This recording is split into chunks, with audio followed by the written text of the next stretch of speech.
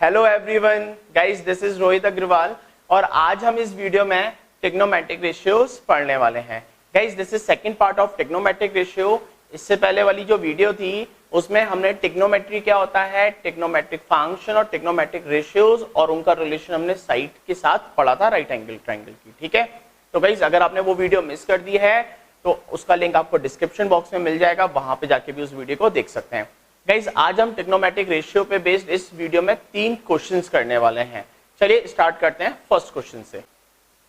तो गाइस जैसे कि आप एक क्वेश्चन देख रहे हैं, question is from the given figure find sin a cos c tan a cos x c sec square a minus tan square a। ये सारे आपको ट्रिग्नोमेट्रिक रेशियोज की वैल्यूज यहाँ पे निकालनी है। एक राइट एंगल ट्रायंगल गिवन है।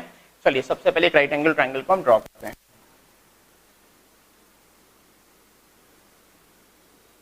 तो गाइस यहाँ पर आपको राइट एंगल ट्रायंगल गिवन है A B C, this is 90 degree, ये साइड आपको गिवन है 30 और ए बी गिवन है आपको 5। ठीक है गाइस, सबसे पहले क्या करेंगे, सबसे पहले हम राइट एंगल ट्रायंगल की थर्ड साइड को फाइंड करेंगे। वो कैसे करेंगे, पाइथागोरस थ्योरम को यूज करके। ठीक है, तो गाइस फर्स्ट स्टेप हमारा बाय यूजिंग पाइथागोरस। तो गाइस यहाँ पर हम पाइथागोरस को यूज कर रहे हैं। क्या होता है पाइथागोरस? पाइथागोरस होता है hypotenuse square equals to perpendicular square plus base square. तो गाइस यहाँ पर जो हाइपोटेन्यूस है 90 के सामने वाली साइड हाइपोटेन्यूस होती है, that is 13 equals to perpendicular base. तो गाइस अभी हम पाइथागोरस में कोई भी साइड जो 90 डिग्री को कंटेन कर रही है उसको परपेंडिकुलर मान सकते हैं और दूसरी साइड को बेस मान सकते हैं। तो यहां पर हमने परपेंडिकुलर ले लिया अभी BC का स्क्वायर और बेस हो गया हमारा 5 का स्क्वायर। ठीक है गाइस, अब हम इसको सिंप्लीफाई करते हैं, सॉल्व करते हैं। This is 169, square of 13 is 169, BC square plus 25। Guys BC square आ जाएगा 169 माइनस 25। ठीक है, अब हम इसको सॉल्व करने वाले हैं। BC square equals to guys 169 minus 25 is 144। तो BC आ गया रूट 144 इज 12। तो गाइस हमारा BC आ गया 12। ठीक है, तो यहां पर हमारी थर्ड साइड आ गई है 12। तो गाइस वैसे भी आप याद कर सकते हैं ये हमारा एक ट्रिपलेट होता है 5 12 13। ठीक है, अगर हाइपोटेन्यूस 13 है और बाकी दो साइड में से कोई भी साइड 5 या 12 है तो थर्ड साइड आप इजीली फाइंड कर सकते हैं यूजिंग दिस ट्रिपलेट। तो गाइस फर्स्ट स्टेप था थर्ड साइड फाइंड करनी थी, थर्ड साइड आ गई है। ठीक है, अब बहुत इजी है, अब हमें ट्रिग्नोमेट्रिक फंक्शंस निकालने हैं। चलिए, तो गाइस यहां पर सबसे पहले आपको फाइंड करना है साइन ए। तो साइन ए क्या होता है? साइन ए होता है परपेंडिकुलर अपॉन हाइपोटेन्यूस। गाइस यहां पर हम ए एंगल के लिए देखेंगे। तो गाइस यहां पर परपेंडिकुलर क्या है?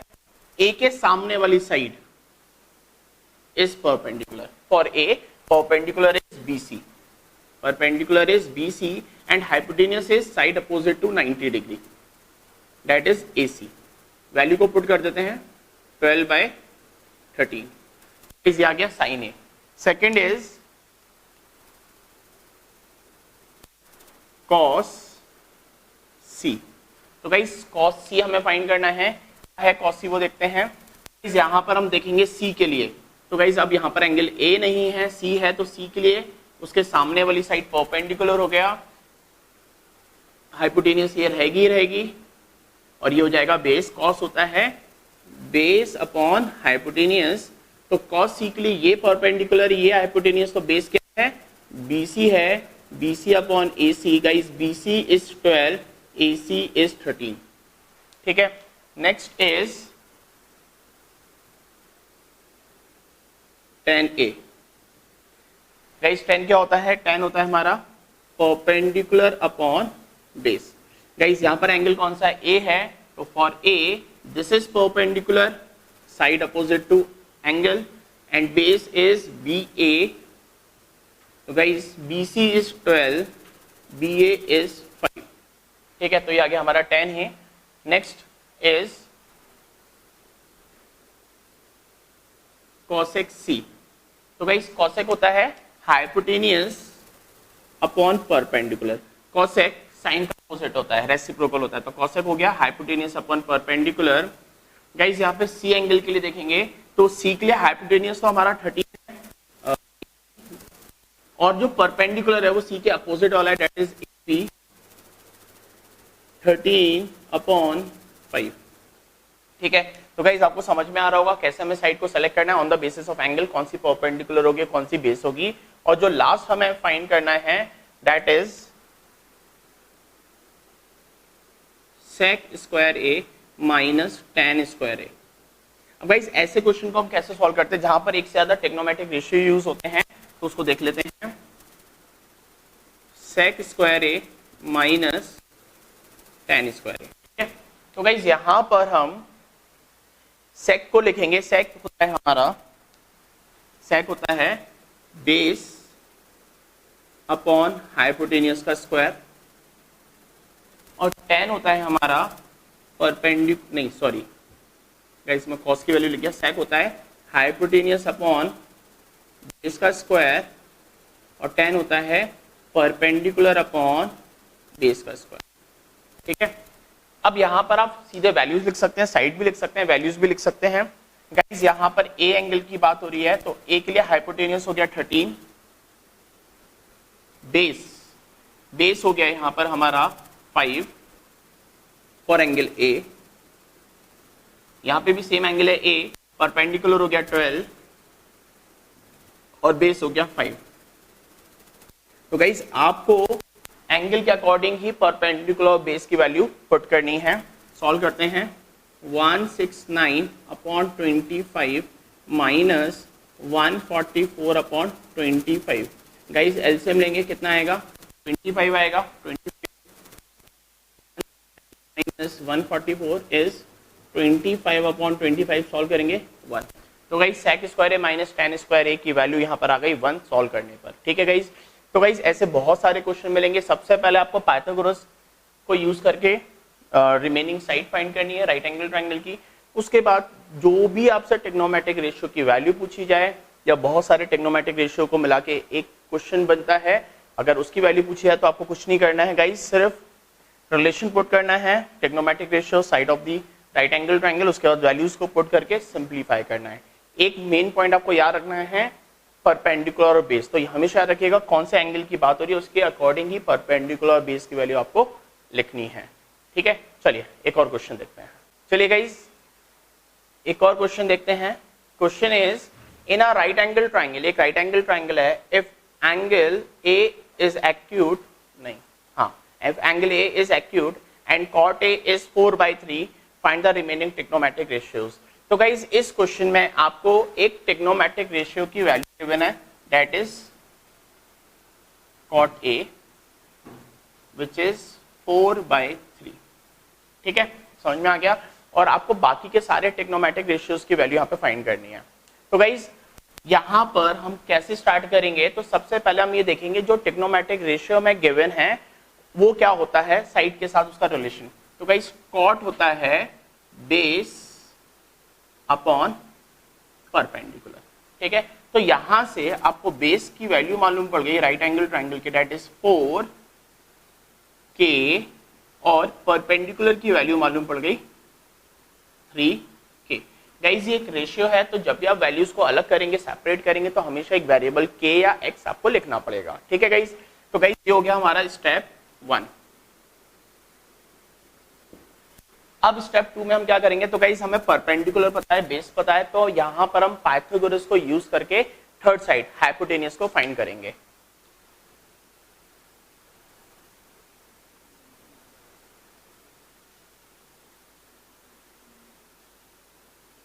By using Pythagoras,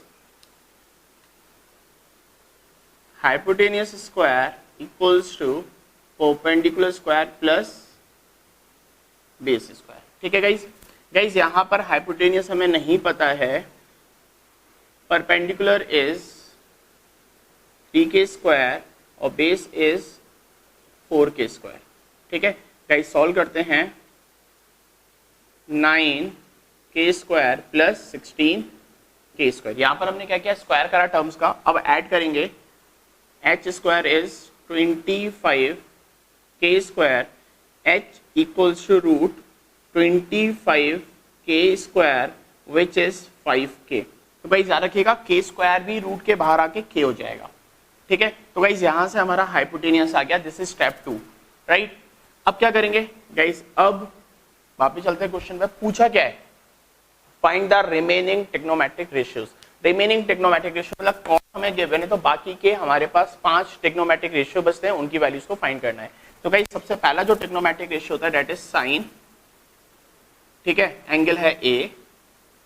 guys right angle triangle नहीं है तो साइड लिखने की जरूरत नहीं है, साइन होता है perpendicular upon hypotenuse. Guys perpendicular is 3, hypotenuse is 5। Guys के नहीं लिख रहा, वो कैंसिल आउट हो जाएगा क्योंकि रेशियो निकाल रहे हैं 3/5। Second trigonometric ratio is cos which is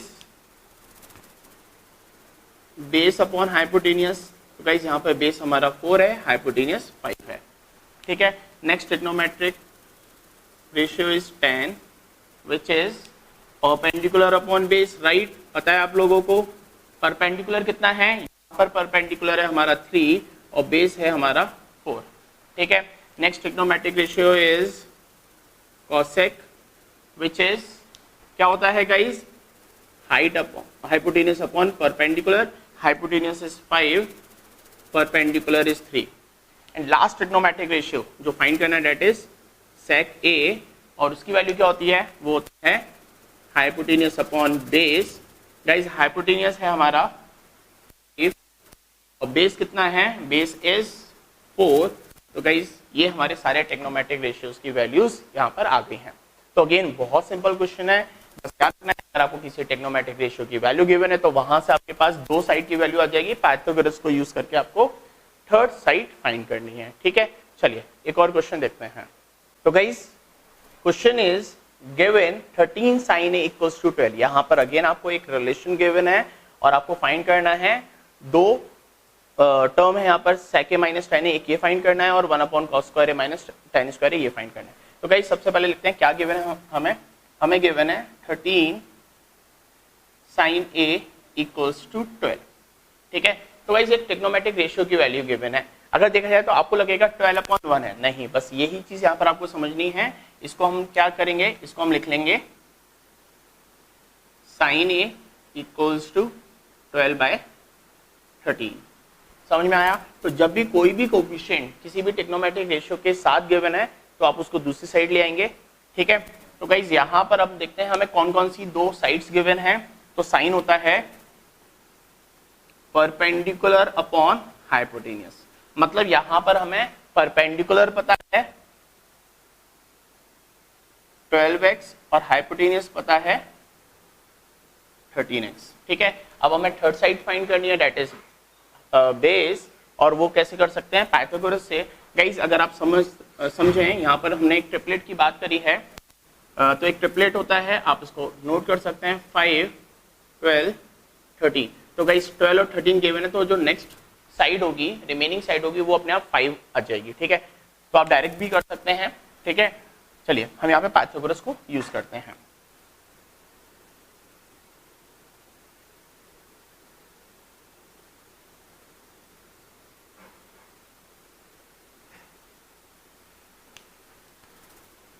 guys क्या होता है Pythagoras, hypotenuse square equals to perpendicular square plus base square. आपको फाइंड क्या करना है, बेस स्क्वायर। तो बेस स्क्वायर को हम लिख लेते हैं hypotenuse square minus perpendicular square, right. Value को पुट करते हैं, hypotenuse is 13 x square minus 12x square.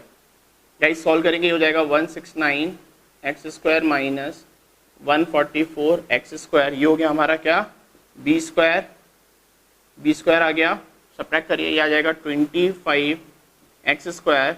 तो गाइस बी आ गया root 25 x square which is 5x, ठीक है। समझ में आ गया। तो यहां पर b की वैल्यू आ गई है दैट इज 5x, ठीक है। गाइस अब हमारे पास तीनों साइड आ गई राइट एंगल ट्रायंगल की। चलिए फर्स्ट पार्ट देखते हैं। First part is sec a minus tan a।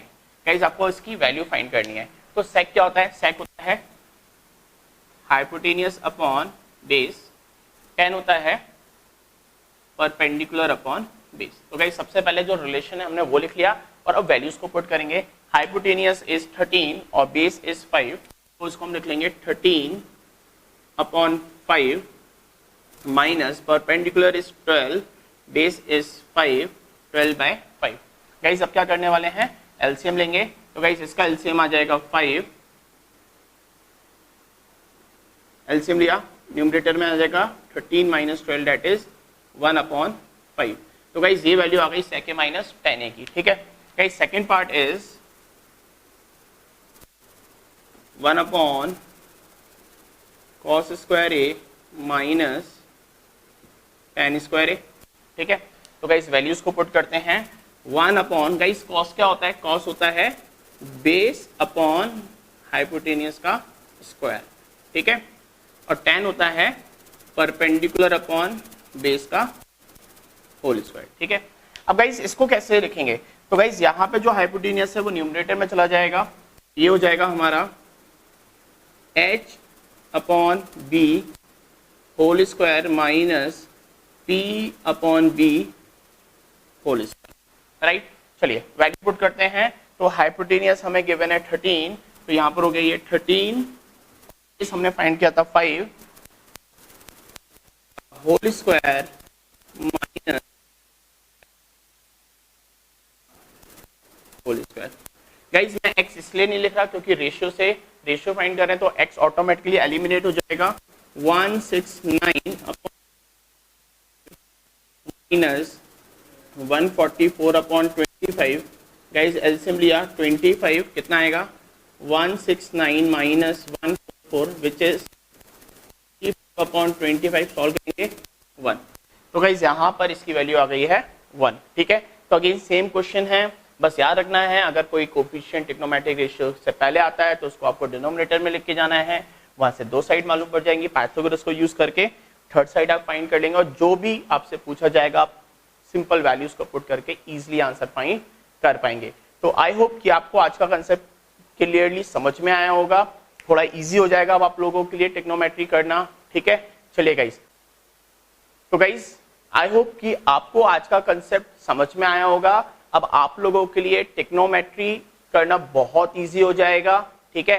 चलिए, तो ये थे 3 क्वेश्चन ट्रिग्नोमेट्री पे बेस्ड। गाइस बहुत सारे डिफरेंट क्वेश्चंस बनते हैं इस चैप्टर में, तो उसको हम करने वाले हैं आगे की वीडियोस में। तब तक के लिए गुड बाय, टेक केयर।